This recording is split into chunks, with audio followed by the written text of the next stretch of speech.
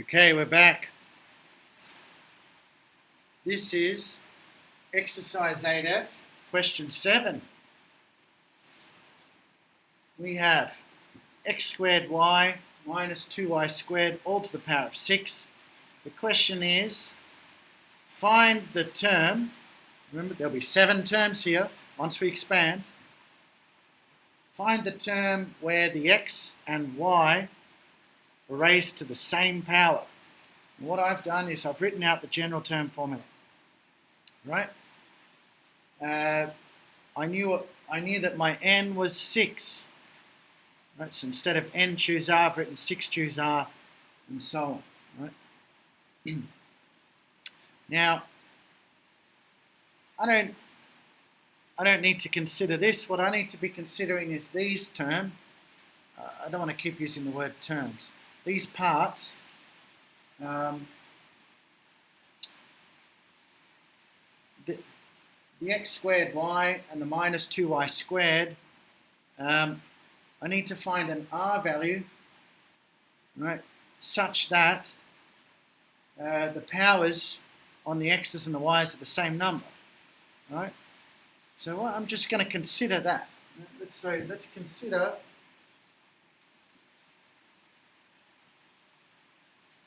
x, right? X squared to the power of 6 minus r. That will be power of 12 minus 2r. And then y to the power of 6 minus r.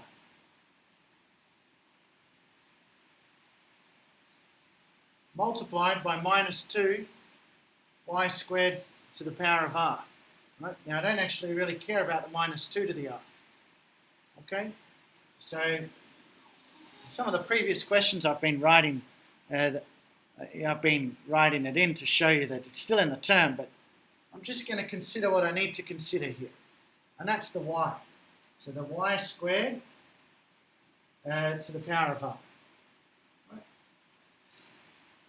Now to tidy that up, I've got two y parts with the same base.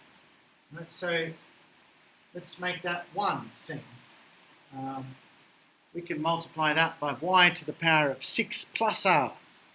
Okay? Why is it so? Can you see that? Right, we've got same base. We're multiplying. What do we do with our powers? Index laws. We add up the powers. So we do 6 minus r plus 2r. Right? Minus r plus 2r is plus 1r. That's why I've got 6 plus r here. Right?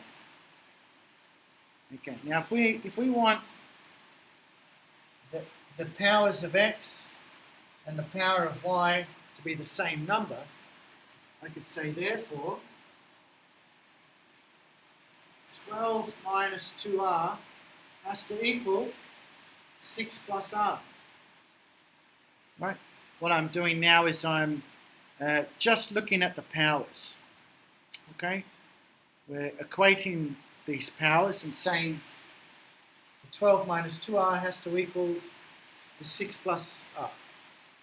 And we can solve that. And what will happen? Right? It's minus 6 from both sides. 6 has to equal 3r. Let's add 2r to both sides. Therefore, r has to equal 2. Okay. The question said, find the term. Yep, find the term. Okay. Let's now find this term. So it'll be the third term. Because r equals 2, so I've got 2 plus 1 is 3, the third term. Then I've got 6 choose 2. I have x squared y all to the power of 4. So the x will be to the power of 8 there. The y will be to the power of 4. Then I'll have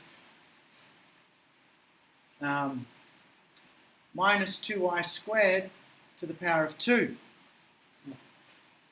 Minus 2y squared to the power of 2. maybe we go ahead and now I feel like the question's finished actually at this point, but I'll keep going with it. I want to be ultra sure that my powers of x and my powers of y really are the same number, and they are. The number is 8, right? Because I'm going to get 6 choose 2. Let me think. That's 1, 6. Let's do it in the calculator. 6 choose 2. What number's that? 15. Whoop. Here we go. 6 choose 2. 15. Right, we've got x squared to the power of 4. That's x to the 8. Y to the power of 4. Self-explanatory. Minus 2 squared. That'll be positive 4. Y squared squares. Y to the power of... Hang on. I don't know if the video's still working. My computer's just timed out. Hopefully that was still recording at your end. Anyway, I'm tidying this up, I suppose.